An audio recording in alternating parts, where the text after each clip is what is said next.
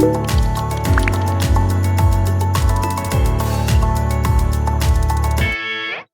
meu nome é Filipe Canto Muniz, portanto já trabalho em comunicação há muitos anos.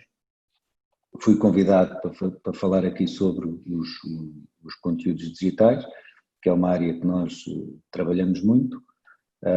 Eu não sei se vocês tiveram a oportunidade de ver no dossiê dos oradores o que é que eu faço, mas eu sou sócio e tenho o pilar de desenvolvimento de negócio da Mundo, que é uma agência criativa, uma agência de comunicação, que faz parte de um grupo de comunicação, que também tem até ao fim do mundo, que é produtora de conteúdos televisivos, e tem a Foreign Affairs, que é uma agência de design para cinema. Temos também a Billy Boom, que é um estúdio de som. Pronto, temos aqui uma one-stop shop, estamos em Lisboa. Temos hoje uma discussão de facto muito interessante. Eu montei aqui uma apresentação que nos vai ajudar a ter um enquadramento sobre este tema e depois podemos discutir podemos discuti-lo em conjunto. Portanto, eu presumo que não vos vou ensinar nada, portanto vou só partilhar a minha experiência e espero que vocês também partilhem a vossa comigo, de forma a termos uma discussão interessante, produtiva e para podermos apresentar algumas conclusões interessantes. Eu não sei se o que vocês estão a ver, se é o meu ecrã, é o que vocês estão todos a ver? Ainda não, Filipe. Pronto, portanto eu sugeria que vocês no meu ecrã carregassem com o lado direito do botão e escolhessem a fixar, porque eu vou partilhar uma apresentação e assim ficam a ver apenas a minha janela, fixam na minha janela. Depois quando formos para a discussão, se calhar já podemos tirar para vermos a janela de quem está a falar no momento.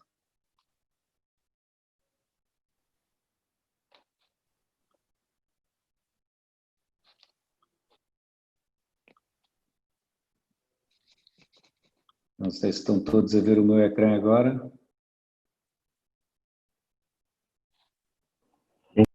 Sim. Pronto. Então, eu fui convidado para falar sobre conteúdos digitais e cruzar um pouco com o tema da pandemia, com o Covid-19. Portanto, eu começo esta apresentação para fazer um pequeno enquadramento sobre o digital, na nossa perspectiva, e mais uma vez volto a dizer, sempre numa perspectiva muito publicitária e publicitária e também algumas vezes institucional, mas na grande maioria uma perspectiva muito publicitária. Portanto, o digital é de facto um meio recente, um meio emergente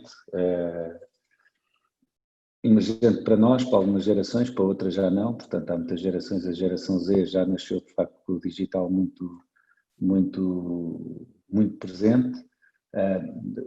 A geração dos 40 é uma geração de transição, mas não deixa de ser ainda um meio emergente, mas por outro lado já ganha um espaço muito significativo junto dos meios convencionais séniores. Portanto, quando eu falo dos meios convencionais séniores, falo de televisão, rádio, imprensa e outdoor. É um meio muito exigente, talvez mais complexo do que os meios convencionais séniores.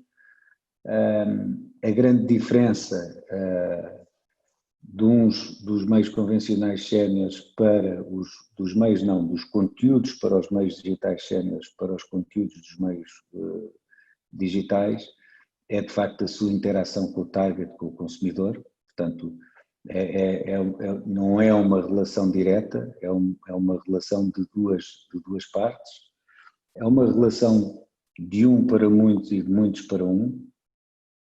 É um meio, são conteúdos e formas de comunicar que dão a possibilidade do target participar no processo. constrói uma relação pessoal com o consumidor, e este é de facto um mundo que abre um caminho novo, sem precedentes no que diz respeito à relação das marcas com o seu público-alvo. Portanto, nós conseguimos, através destes fatores, criar um engagement praticamente vitalício. Claro que se o trabalho não for feito, se os fatores não forem respeitados, tudo isto pode ter um efeito profundamente negativo e contrário àquilo que se pretende.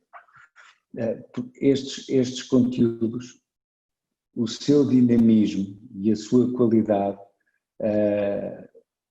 são conteúdos que têm muito pouca tolerância e muito pouco forgiveness. Portanto, se nós falhamos, imediatamente este engagement é interrompido. Portanto, é um storytelling que tem que ser sempre muito, muito, muito coerente, tem que ter ideia e se nós não garantirmos que eles são de facto dinâmicos, regulares, criados com a ideia e com racionais inteligentes, vai ser, a pertinência também é algo muito, muito, muito importante nos conteúdos digitais. Portanto, os conteúdos digitais, quem está a gerir conteúdos digitais, é quase a fazer uma comparação, é como um surfista ali na crista da onda. Portanto, está sempre ali com dinamismo, tem que estar sempre ativo. Se falha numa manobra, cai. Ou pode perder a força da onda. Quer dizer, e isto, os conteúdos digitais, nós vimos muito, muito, muito desta forma. Agora, após esta visão do digital, passamos então para a questão do digital no confinamento. Portanto, todos nós sabemos, não é novidade nenhuma, que as famílias e os círculos de amigos viveram tempos já mais vistos. Todos nós fomos privados de fazermos as coisas que estávamos habituados a fazer em sociedade. De repente, uma coisa completamente nova, fomos completamente privados de visitar familiares e amigos. A grande maioria dos casos fomos obrigados a ficar em casa a trabalhar, portanto deixamos de fazer as nossas idas regulares para o trabalho. Os jovens foram impedidos de ir à escola, portanto deixaram de ir à escola.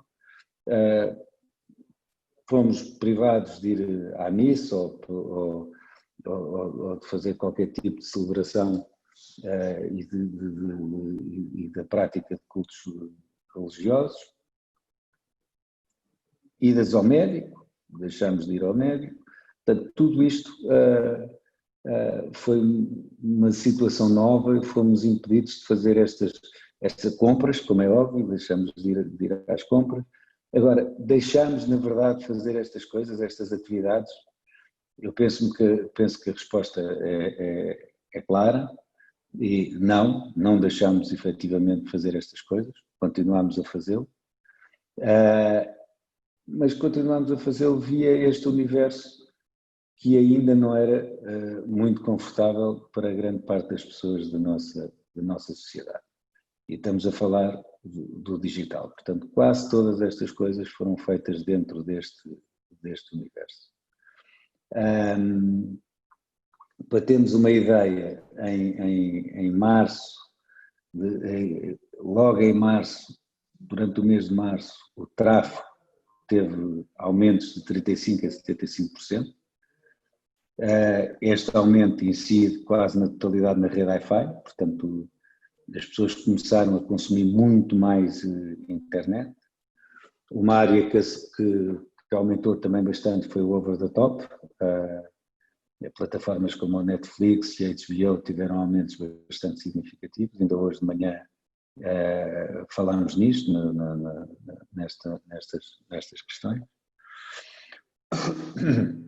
Durante o confinamento, de facto, o mundo digital e os seus conteúdos foram os grandes protagonistas, portanto, as plataformas como o Facebook, Instagram, Zoom, Teams, permitiram a continuidade das reuniões profissionais, eventos através de webinars, substituíram também as visitas periódicas a famílias e amigos, as idas ao médico, as idas à escola, as idas à missa, pronto, pus aqui alguns, mas podemos enumerar a quantidade de coisas que nós não fazíamos de forma alguma pelo digital e fomos obrigados a fazer. E tudo isto, como é óbvio, contribuiu para a dramatização das redes sociais, que substituíram todos estes espaços públicos, não é?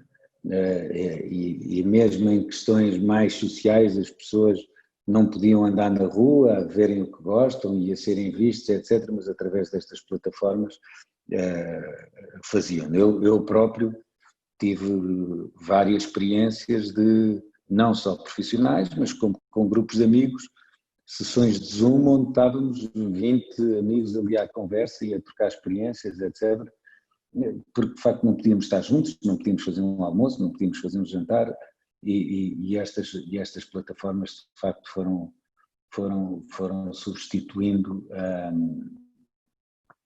este tipo de eventos, não só os profissionais como também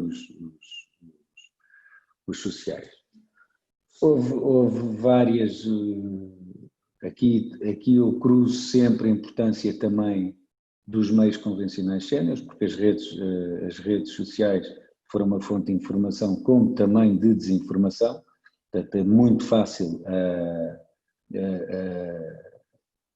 termos fake news nas redes sociais e ao fim do dia os meios convencionais repõem a verdade. Portanto, acho que os noticiários na televisão tiveram também grande importância, os jornais também tiveram grande importância, porque nós ouvíamos tantas coisas, nesta altura já nos meios convencionais séniores havia informação muito dispar e já era complicado.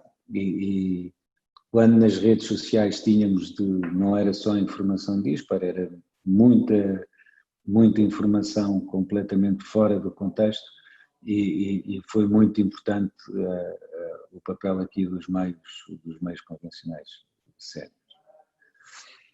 Portanto, nesta apresentação, e mais uma vez digo, sempre no ângulo da comunicação institucional e publicitária, vou colocar aqui duas questões que servem de base de discussão para podermos em conjunto chegar a uma conclusão. Portanto, aqui o que eu acho que pode ser as questões que eu ponho e que passamos a discutir é: a pandemia e o confinamento mudaram a forma como as marcas comunicam? Esta é uma questão que eu acho que é importante discutirmos.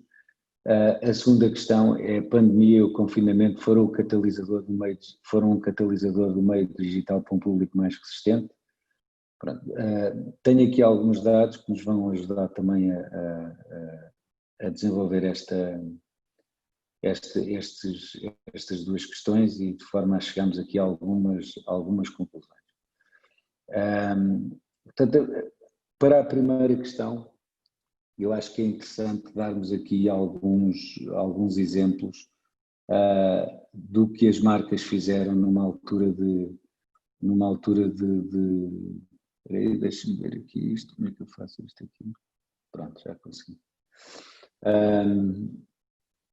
Como é que as marcas comunicaram durante a altura crítica do confinamento? Portanto, temos aqui, por exemplo, a Telepisa fez um programa de entregas gratuitas a profissionais de saúde. Portanto, começou com uma notícia, não é? Portanto, fizeram um simples press release e depois progrediu para a ativação nas redes sociais. Portanto, o McDonald's ofereceu refeições aos profissionais de saúde, fez a mesma coisa. A Padaria Portuguesa ofereceu pequenos almoços aos profissionais de saúde. Desenvolveu também conteúdos em que publicaram nas redes sociais, por exemplo, os queridos profissionais de saúde. A EDP, de uma forma depois houve marcas que foram mais discretas, mas ainda assim fizeram a difusão da informação destas ações nos meios de comunicação, não só convencionais, mas principalmente nos digitais. Portanto, doou equipamentos médicos e de higiene ao SNS. A Chico doou intercomunicadores a hospitais e unidades de saúde e depois fez um filme para o digital e também para a televisão, um filme sobre esta temática. Na indústria do calçado, o Luís Onofre produziu 15 mil máscaras e viseiras por dia. As indústrias da Associação Portuguesa do Calçado também doou o material produzido às instituições e hospitais da região, localmente. A Ovion adapta a linha de produção para produzir gel. A Superboc adapta a linha de produção também para produzir gel. Portanto, o Continente colocou à disposição dos seus clientes mais de 50 mil flores no dia 26 de março e também agarrou nesta ação e levou para o digital. O IKEA desenvolveu uma solução muito criativa que oferecia cenários em que as pessoas podiam podiam ter uma sala arrumada, podiam ter a sala dos seus sonhos, etc. Tinham uma aplicação que tinham esse fundo. Tudo isto foi, de facto, uma comunicação positiva, a meu ver. Portanto, para além da comunicação normal e comercial que as marcas fazem, a comunicação de produto, esta foi uma comunicação jamais vista. Antigamente, o que as marcas faziam, este tipo de comunicação não chegava a ter corpo sequer para ir para o digital ou para fazer para chegar ao estatuto de uma campanha, seja ela digital, seja ela multimeios para os meios convencionais séniores ou para os meios digitais. Portanto, aqui, para mim, no meu ponto de vista, este foi um período que serviu um bocadinho como wake-up call para as marcas dizerem assim, bom, vamos fazer alguma coisa boa com o nosso target, vamos fazer alguma coisa em que, para além daqueles fatores que eu enumerei no princípio da apresentação, vamos fortalecer o engagement com eles, vamos estar mais próximos, vamos ajudar quem precisa, esta altura, claro que a altura e a própria gravidade da situação obrigava em termos de responsabilidade social, mas não foi só uma campanha de responsabilidade social. Portanto, foi uma campanha, foram campanhas publicitárias. Agora, a questão foi positivo? Para mim, foi. Caso se mantenha, porque essa aqui é a grande questão que nós temos, o digital serve só o propósito em termos de comunicação, de comunicar produto, ou serve também para comunicar o bem que nós fazemos em termos de marca, em termos daquilo que a marca pode contribuir para uma sociedade, não numa perspectiva de dizer, olha, eu fiz isto, mas numa perspectiva de exemplo, que é isto que deve ser feito. Pronto. Eu acho que no digital é possível fazer isso só por uma razão muito simples, porque dá para contar a história. Portanto, contando uma história, contando a razão pelo qual o fazemos, nós conseguimos, de facto, não ser arrogantes ao ponto de comunicar o bem que estamos a fazer, mas sim estamos a ser assertivos ao ponto de mostrar às pessoas aquilo que se pode fazer. E o que se pode fazer, como se disse hoje bem na conferência da manhã, é sermos criativos e contarmos histórias.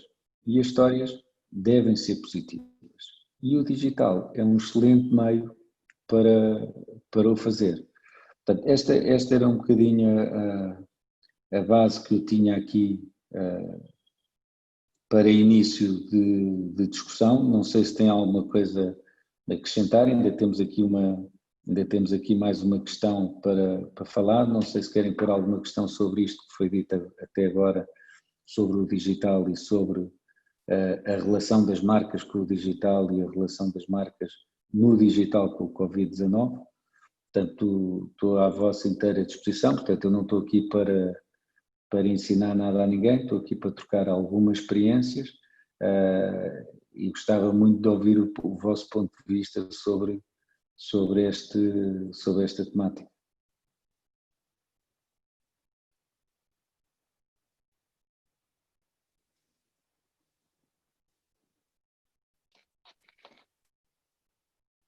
Se há alguém que queira avançar, deixar um comentário, deixar aqui alguma questão ao Filipe. É que eu não vejo, eu aqui com a apresentação não vejo o chat.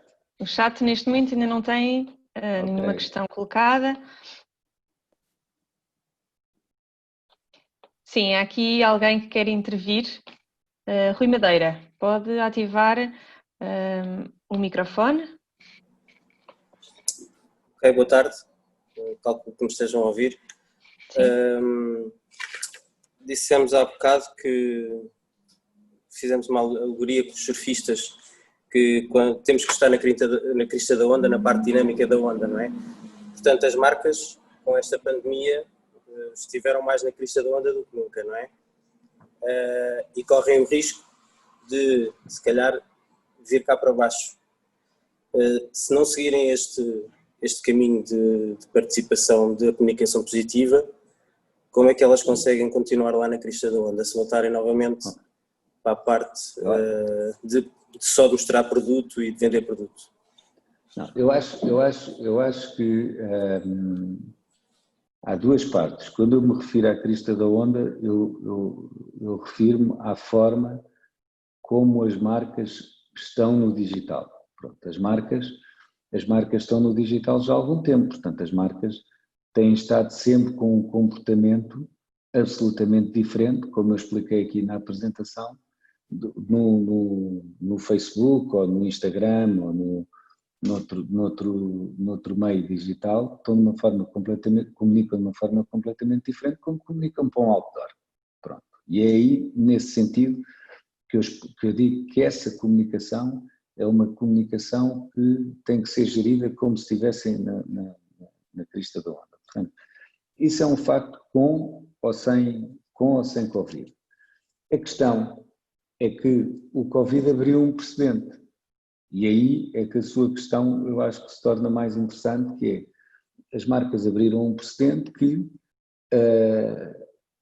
comunicaram uma postura muito próxima e muito útil à sociedade. Portanto, o Covid proporcionou ali uma série de lacunas no momento, portanto era uma coisa completamente desconhecida, não havia máscaras. Portanto, as marcas arregaçaram as mangas e disseram, bom, vamos fazer máscaras, não é? E comunicaram isso. A partir do momento que comunicaram isso também de uma forma dinâmica, pertinente e com racionais criativos e interessantes, a partir desse momento abriram um precedente. Portanto, a partir daí, o que é que vai acontecer daqui para a frente? Quando não houver o Covid, há de haver outra coisa qualquer. E a questão é, vão continuar a ter esta postura no digital ou não? Portanto, isto ninguém sabe. Ninguém sabe porque isto é tudo muito recente. Portanto, o tempo, nós aqui estamos a viver o dia-a-dia, não é? Portanto, nós não conseguimos perceber ainda o trend, porque o trend ainda é muito volátil ainda, portanto nós ainda não sabemos bem o que é que vai acontecer, portanto nós estamos a falar de um processo que teve início em março, portanto nós estamos em setembro, portanto estamos a falar aqui de poucos meses, não é? Portanto só vamos ter uma resposta efetiva quando terminar, esperamos todos que seja o quanto antes, não é? Quando toda esta situação terminar, vamos ver se as marcas vão continuar a fazê-lo, mas de uma maneira para outros temas, para outras temáticas que não o Covid, não é? Agora, a questão, voltando ainda à crista da onda, isto aplica-se a toda a gente que queira comunicar no digital, seja uma empresa de grande porte, seja uma empresa pequena, seja uma paróquia, seja uma junta de freguesia. Quando partimos tomamos a decisão que queremos estar presentes no digital, tem que ser pelas razões certas. E as razões certas é porque o digital permite, de facto, nós chegarmos junto do nosso target. Não é como, e as marcas já aprenderam isso, porque também tivemos aqui uma fase em que as marcas entravam no digital porque achavam que era mais barato e era mais fácil, rapidamente perceberam que não, porque o investimento é mais intenso, porque para ser dinâmico e para ser regular temos que ter mais conteúdos e temos que diversificar mais. Portanto, e este storytelling, portanto, envolve tudo, não é? Storytelling, é brand content, é advertising, portanto, é tudo no mesmo bolo. E por isso é que eu digo que nós temos que estar sempre na crista da onda. E quando eu digo na crista da onda é se nós comunicamos diariamente, optamos por uma comunicação diária, semanal ou mensal, temos que ter uma comunicação diária, semanal ou mensal. Se nós se não tivermos uma vez, vamos ter uma consequência e normalmente não é boa. Portanto, se nós estamos habituados a, não só na periodicidade, mas estamos habituados a comunicar com um determinado tipo de qualidade, um dia se baixamos essa qualidade, não vai ser bom. Portanto, é aí nesse sentido que eu digo que o digital, os conteúdos para o digital, nesta perspectiva de advertising, se formos para a informação, etc., presumo que as coisas sejam diferentes, não deverão ser muito mais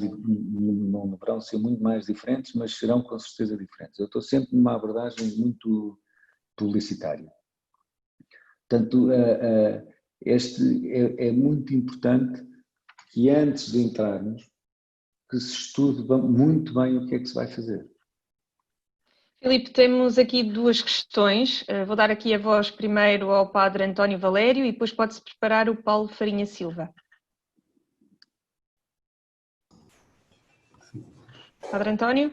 Sim, olá. Viva, Filipe, muito obrigado por Olá, obrigado. palavras. Sou o Padre António Valério Jesuíta, sou o diretor da Rede Mundial de Oração do Papa em Portugal.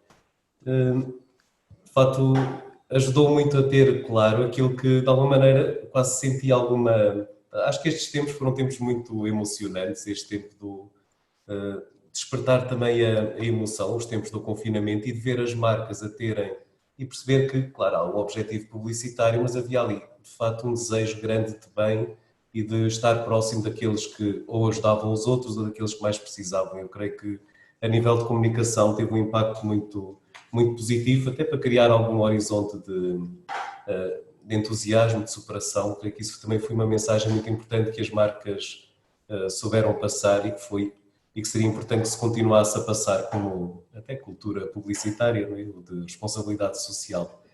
Eu creio que ao longo deste tempo também a Igreja teve iniciativas que foram com muito impacto na questão também da solidariedade e da unidade de todos à volta até às vezes lembro, por exemplo, do dia 27 de março, aquela imagem que eu creio ficará como imagem da história do Papa Francisco na Praça de São Pedro, com a Praça de São Pedro vazia, a oração de Dom António Marto na Basílica em Fátima, a consagrar a Península Ibérica ao Coração de Maria.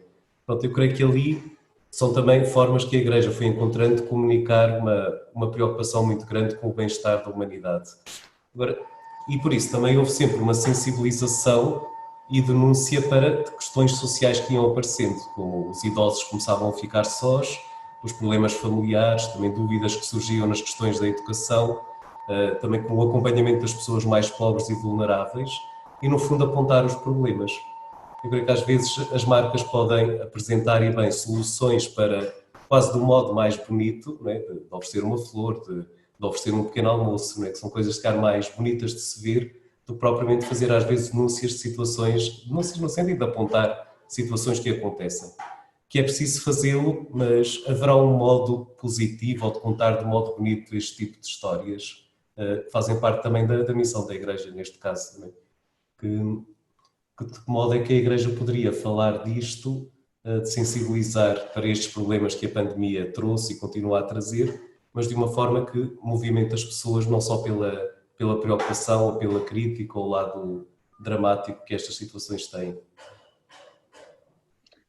Acho essa questão é interessante, até porque é algo com que nós lidamos regularmente. Nós temos, por exemplo, pedem-nos campanhas, vou-lhe dar um exemplo, nós trabalhamos, já fizemos 2 campanhas para a Secretaria de Estado da Cidadania e da Igualdade de Género e já fizemos campanhas que têm a ver com, por exemplo, a mutilação genital feminina em África. Fizemos campanhas para a celebração do dia contra a violência doméstica. Portanto, são temas que não são bonitos. E nós, para chegar às pessoas, temos que, mais uma vez, como disse hoje de manhã o Dom Tolentino, temos que contar uma história. Esse é o princípio básico para nós da publicidade, é criar histórias. Portanto, agarrar num case e transformá-lo numa história para que as pessoas possam entender.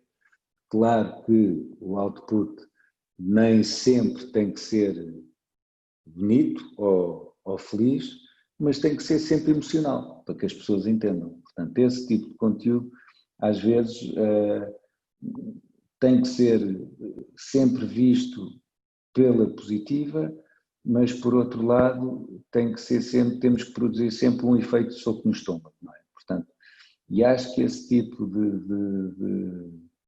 de temáticas, especialmente aquelas que enumerou agora, acho que podem ser através da criatividade e de ideia, acho que podem ser facilmente trabalhadas de forma a criar uma história e chegarmos a essas pessoas.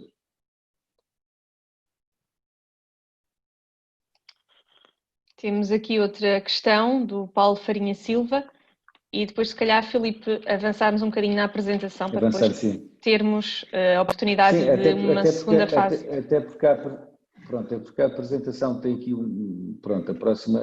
a próxima pergunta também reflete um bocadinho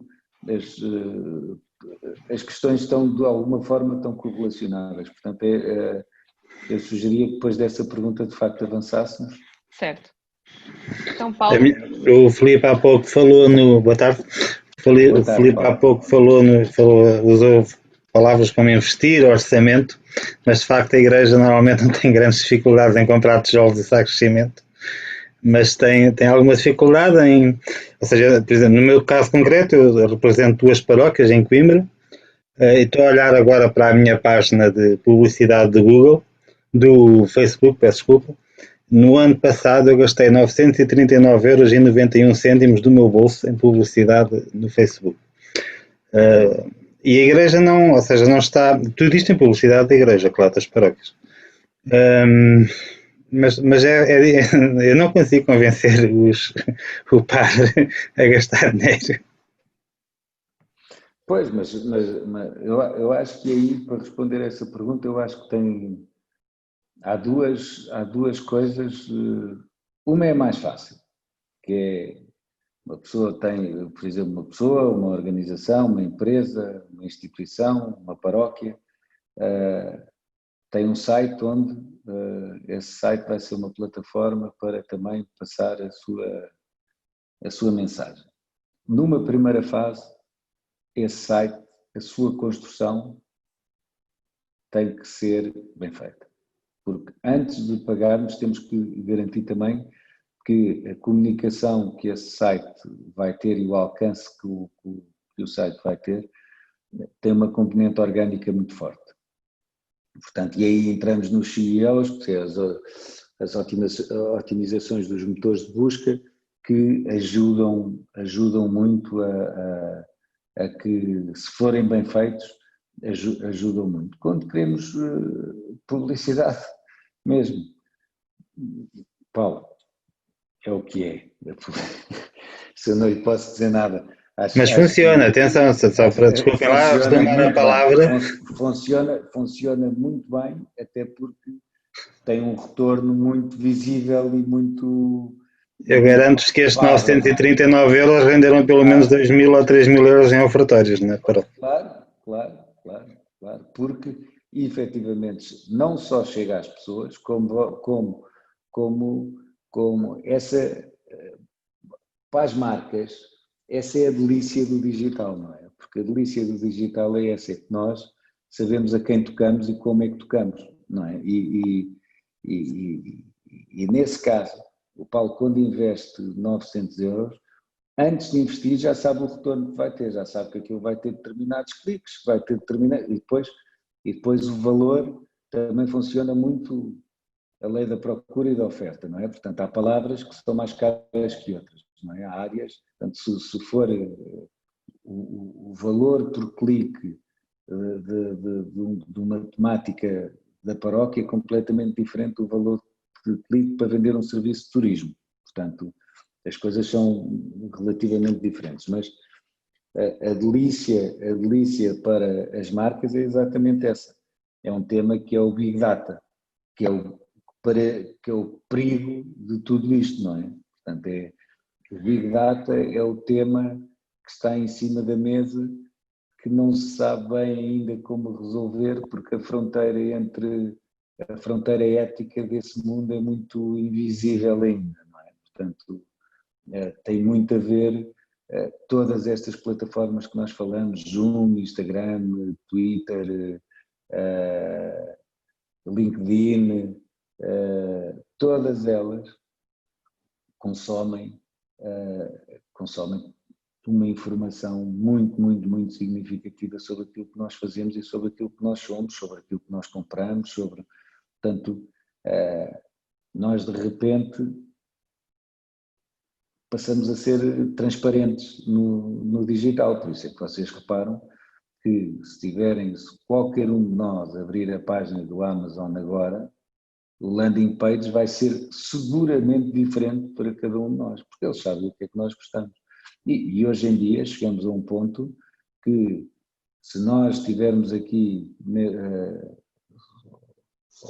fisicamente, se não estivéssemos aqui online e estivéssemos todos aqui a falar e falássemos 10 vezes na palavra do IKEA, passado uma hora ou seguramente nas próximas 24 horas, todos nós íamos receber qualquer coisa do IKEA. Portanto, os nossos equipamentos já ouvem o que nós dizemos e essa informação já vai para os motores de busca e as marcas já têm acesso a isso. Portanto, nós vivemos num mundo que é um bocadinho assustador, não é? Mas pronto, já estou aqui a divagar relativamente àquilo que perguntou. Eu acho que é bom investir em publicidade, especialmente no digital, porque tem um retorno muito... Depois pode chegar ao prior e dizer-lhe assim, olha, eu gastei aqui 900, mas está aqui, olha, cheguei a este e aquele. No convencional é muito difícil fazer isso. Portanto, faz uma publicidade num jornal e as métricas que vai ter são sempre numa base de circulação, etc. Portanto, vai ser sempre, não é a mesma coisa como no digital, mas acho que sim, deve continuar a investir, preferência que não seja do seu bolso. Oh, Filipe, cabe-me a mim esta tarefa mais ingrata de chamar a atenção das horas. Vamos, se calhar, avançar para esta segunda questão que tinha ainda falado. Ok. Portanto, a pandemia e o confinamento foram o catalisador do meio digital para um público mais resistente. Eu acho que a resposta é óbvia. Portanto, aqui existem dados bem conclusivos relativamente a esta questão. Portanto, em meados de abril, o efeito da pandemia gerou um crescimento do e-commerce entre 40% a 60% face aos valores de 2019, especialmente na categoria do retalho alimentar. A CIBS anunciou que o valor médio de compras online também aumentou 18% ao longo do período do estado de emergência, portanto o ticket médio passou de 34 para 40, desde as primeiras semanas até às últimas do estado de emergência. Os portugueses, durante o confinamento, passaram 62% do seu tempo online, 17% em compras de supermercado e 15% nas restantes compras. Portanto, as pesquisas para compras online no setor alimentar, casa, decoração eletrónica, teve aumentos de mais de 500%. Até 20 de março, 10 portugueses já afirmavam de facto que compravam online, mas após esta data assistimos a um crescimento quanto ao número de compras online que é bastante significativo, portanto na área de entretenimento, cultura e subscrições mais de 60%, área de comércio alimentar e retalho 41%, áreas de restauração, entregas e takeaway 40%. Portanto, são aumentos de facto muito significativos e estes fatores combinados demonstram, claro, que um número relevante de pessoas já faziam compras online, mas que é um facto que houve muitas pessoas que usaram pela primeira vez estas soluções, as que já usavam, portanto reforçaram o seu cabaz e passaram a comprar se calhar um bocadinho mais, coisas que não compravam, mas que já estavam habituadas, mas foram forçadas provavelmente a mandar vir mais, especialmente na área de restauração. As pessoas também optaram muito mais do que optavam antes por essa solução e acho que de facto as pessoas mudaram o seu comportamento. Aqui levantam-se questões que eu acho que são muito importantes, que foram faladas durante esta manhã. O Paulo, não é? Eu não consigo ver aqui o nome no ecrã. Sim, Paulo, foi o último que falou, Paulo Farinha. Sim, o Paulo Farinha também levantou uma questão, depois desenvolveu por outro caminho, mas de facto nas paróquias não é fácil. A grande maioria das pessoas que vão às paróquias ou não têm computador ou têm uma idade que não estão muito confortáveis com este tipo de soluções. Portanto, a questão aqui é como é que nós chegamos a estas pessoas, como é que nós conseguimos utilizar estas plataformas para comunicar a estas pessoas, mas se elas não têm acesso a essas, como é que vamos fazê-lo, não é? Essas são as grandes questões de futuro. E atenção, há aqui e até ontem estávamos a preparar um bocadinho este encontro, estava em conversa com a Sónia e com o Miguel e levantamos aqui algumas questões. Atenção, que eu não acho, nem pouco mais ou menos, estou aqui a fazer esta apresentação, mas eu não sou adepto de fazer tudo online, muito pelo contrário. Eu acho que estas plataformas online devem servir para promover o contacto físico e a convivência normal de uma sociedade normal. Portanto, acho que as reuniões de trabalho são muito interessantes online e são reuniões até efetivamente focadas, mas não quer dizer que agora, a partir de agora, as reuniões sejam todas feitas online. Ontem até falamos no exemplo da missa, da celebração da missa. Eu, por exemplo, nunca consegui, nunca me senti bem nem confortável a assistir à missa online, nem na televisão. Portanto, eu acho que há coisas que têm que ser, que funcionam físicas, ainda há que funcionou bem e que eu me sentia melhor, por acaso foi com a rádio, porque punha os fones, punha-me à janela e estava imiscuído na missa. Quando estou a ver na televisão ou no computador, parece que estou a ver um conteúdo e não funciona bem, portanto nem tudo funciona às mil maravilhas no digital. Pronto, esta era, não sei se têm mais alguma questão, presumo que devem ter relativamente a este tema, porque acho que todos nós vivemos com essa dificuldade, não é? De chegar às pessoas.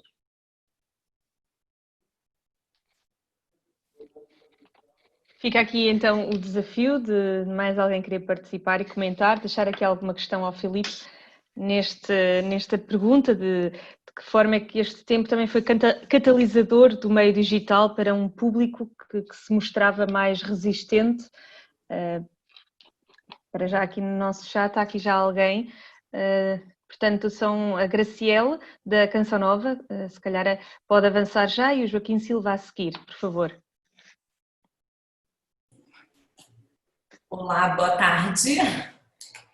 Olá. Então, uma questão que eu particularmente tenho, que é um desafio para nós da Canção Nova, porque temos aqui em Portugal rádio, televisão e o digital, né? A Marta mesmo, aqui ao meu lado, é responsável das nossas redes sociais, atualização do nosso site. E a gente viu durante o tempo de confinamento aumentar muito a audiência em todos esses meios, mas com o digital, assim, como a gente poderia... sempre é um desafio, né? Então, numa visão, na tua visão, assim, como seria a chave para conversar nos meios tradicionais, vamos dizer assim, a rádio, a televisão com o digital, tendo em vista, né, que também podem alcançar diferentes tipos de público e de faixa etária? Eu penso, a resposta a essa questão é simples. Em primeiro lugar, nós estamos aqui a falar especialmente do digital e isolamos um bocadinho o digital. Mas nos dias de hoje, quando falamos numa campanha multimeios. E o digital já tem um lugar na campanha. É muito difícil, eu diria, quase impossível, nos pedirem uma campanha não considerando o digital. É mais fácil hoje em dia acontecer o inverso, pedirem-nos uma campanha só para o digital.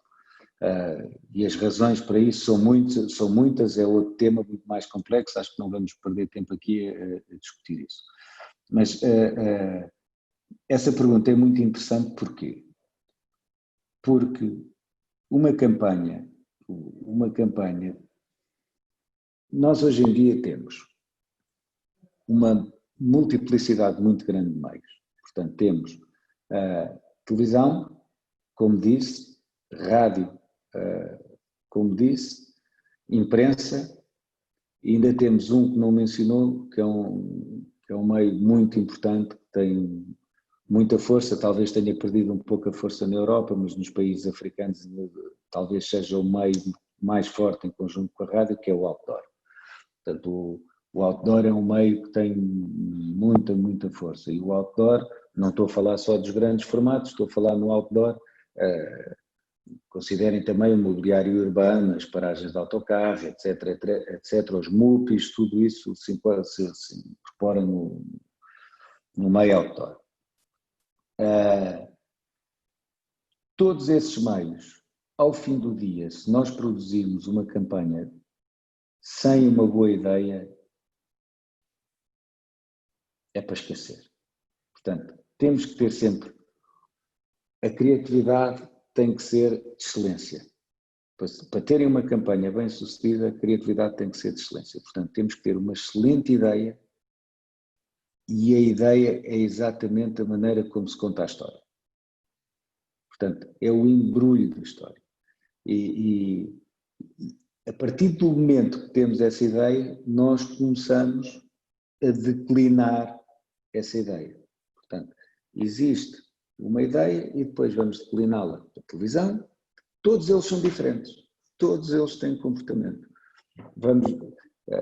E se vocês repararem e se imaginarem uma campanha que conheçam no momento, e se imaginarem a declinação de televisão, a declinação de rádio e a declinação, a ideia é transversal, portanto, todas elas têm o mesmo mood, mas a dinâmica é diferente.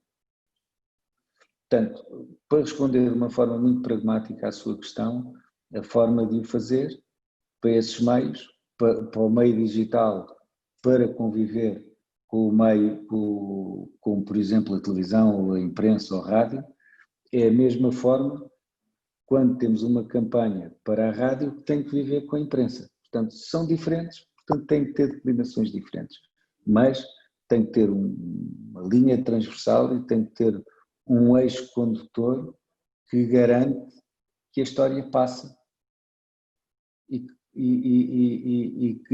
que essa história tem um racional pertinente, inteligente e que obedece a um briefing que tem como objetivo chegar às pessoas, não é? Vamos passar então ao Joaquim Silva, a outra questão, e depois Filipe apelava ao poder de síntese para depois concluirmos e passarmos depois para o nosso plenário com as conclusões, está bem? Ok. Joaquim? Joaquim Silva, podes ativar o seu microfone e deixar aqui a sua questão.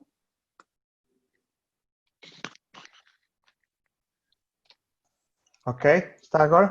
Sim. Okay. Obrigado, desculpa. Obrigado, Filipe, pelo contributo. A minha pergunta talvez já tenha sido um bocadinho respondida exatamente antes. Era sobre os conteúdos. Que conteúdos é que nós devemos passar no digital ou como passá-los? Ou seja, a missa, orações, quer dizer, é só isso que temos para dar ou como? E depois, para que idades? Ou seja, o digital, o público-alvo do digital é toda a gente, mais ou menos na introdução, mais ou menos isso, mas ou há o foco em uma faixa etária, etc., e que linguagem usar também para isso? Conteúdos e linguagem, idades. Os conteúdos estão avaliados de acordo com aquilo que nós estamos a vender. Se estivermos a vender, por exemplo, um brinquedo, não é? O público-alvo é completamente diferente. Estamos a vender uma enciclopédia, certo? Portanto, nós temos que saber e temos que analisar o produto e qual é que é o target desse produto.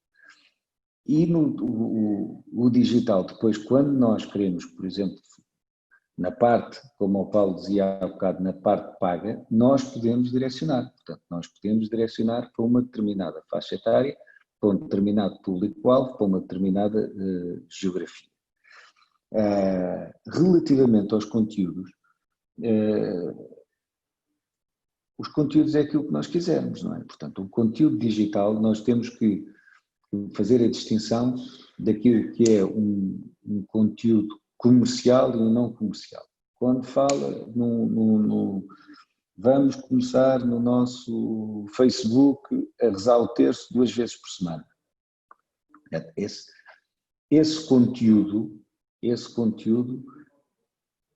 não deixa de ser um conteúdo digital. É efetivamente um conteúdo digital porque é um conteúdo que está a ser utilizado nesse meio. Agora, se quiser divulgar no digital, que nessa determinada paróquia vão rezar o terço 2 vezes por semana, já é diferente.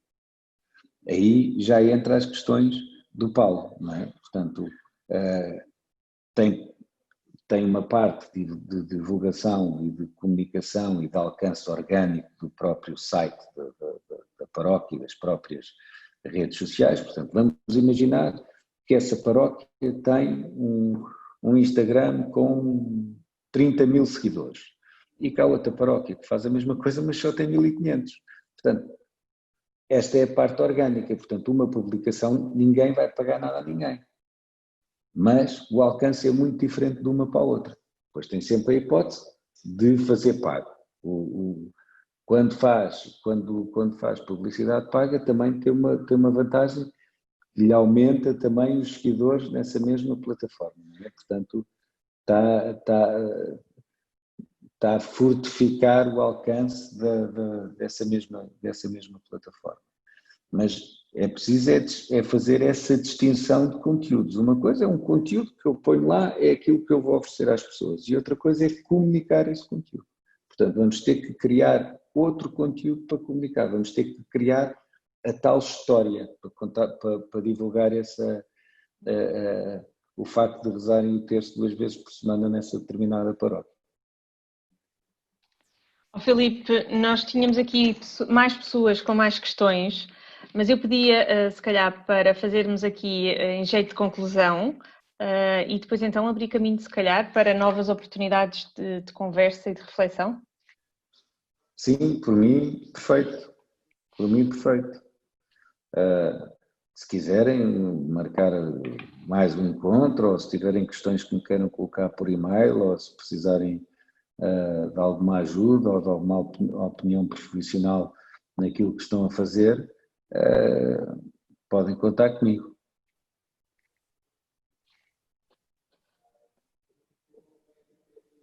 Então avançávamos para as conclusões. Então, em termos de conclusões, eu acho que as conclusões são óbvias aqui. Portanto, colocamos aqui fizemos aqui acho que o interessante aqui é perceber o que é que nós fizemos nesta atividade. Portanto, falamos sobre o que são os conteúdos digitais e quais é que são as diferenças destes conteúdos para os meios convencionais séniores, quais os atributos que estes conteúdos digitais devem ter para que sejam eficazes. Falamos do meio digital e os seus conteúdos durante o confinamento. Demos também alguns exemplos de comunicação utilizados pelas marcas durante o confinamento. Falamos sobre factos referentes ao tráfego da internet e a sua utilização, também durante o confinamento. E tivemos aqui uma pequena discussão. Em termos assim genéricos, a resposta às duas questões colocadas, a pandemia e o confinamento mudaram a forma como as marcas comunicam, sim, modificaram de facto durante o estado pandémico, sem dúvida. A comunicação foi positiva e informativa e chegou a públicos novos, e este fator deveu-se às limitações que a pandemia criou. Portanto, tivemos várias limitações aqui que permitiram que as pessoas abrissem mais para estes novos formatos de comunicação. É muito prematuro responder a estas questões de forma conclusiva. Para o fazer, como eu disse há pouco, será necessário mais tempo para verificar, pois ainda vivemos no coração da pandemia e não sabemos de facto qual é que será o comportamento das marcas pós-Covid. Portanto, este trend tem que ser confirmado ou não mais para a frente. Portanto, a única coisa que temos a noção neste momento é que sim, que a pandemia e o confinamento mudaram a forma como as marcas comunicaram. Isso efetivamente mudaram. Se a pandemia e o confinamento foram um catalisador do meio digital para um público mais resistente, sim. Como estava ali na apresentação, estes factos apresentados combinados demonstram que um número relevante de pessoas adotou pela primeira vez estas soluções, e aqueles que já tinham acesso aos canais digitais diversificaram ou reforçaram o seu cabaz. Importa agora capitalizar esta conquista de terreno através de criação de conteúdos eficazes, criativos e pertinentes. É muito importante que estes conteúdos contem uma história e que seja útil, só assim poderás tratar a relação com o target. E isto aplica-se a tudo, não só uma comunicação, mas como a própria relação que as plataformas, sejam elas de e-commerce, sejam elas de divulgação, sejam elas para divulgação, é importante haver uma história à volta das coisas para que a relação seja muito próxima dos targets. Pronto, eu acho que foi um bocadinho o que nós falamos, já nos alongamos se calhar tempo demais. Sónia, como é que é agora Então, antes de mais agradecer aqui ao Filipe a partilha e esta disponibilidade de trazer também aqui esta realidade durante o confinamento e durante este tempo em que estivemos todos confinados, de uma forma também novidade para todos e de maneira as marcas também foram fazendo aqui o seu trabalho e desta forma positiva que nos deu aqui uma imagem diferente que muitas vezes temos das marcas e da publicidade. Obrigada, Filipe. A todos aqueles que participaram neste grupo, agora vou pedir então para encerrarmos esta sessão e para irmos todos para aquele link que nos foi enviado no e-mail para o plenário, onde então nos vamos encontrar novamente e o Filipe vai dar a conhecer a todos o que é que falámos aqui. Muito obrigada e até já. Até já, até já.